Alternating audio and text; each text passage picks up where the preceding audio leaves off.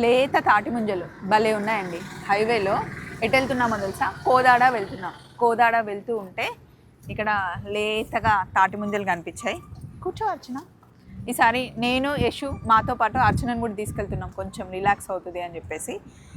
ఈరోజు కోదాడ వెళ్తాం, నైట్కి విజయవాడ వెళ్ళిపోతాం. రేపు పొద్దున విజయవాడలో వర్క్ ఉంది, తర్వాత గుంటూరు వెళ్తాం, మళ్ళీ హైదరాబాద్ వెళ్తాం.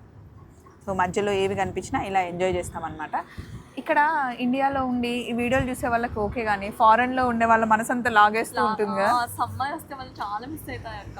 అవునండి, అందుకే సమ్మర్కి రండి మన దగ్గరికి.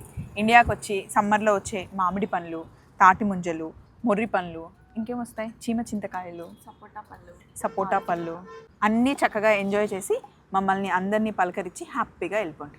ఓకేనా? సో ఎంతమందికి తాటి ముంజలు కావాలండి చెప్పండి, మంచిగా లేతగా ఉన్నాయి కదా.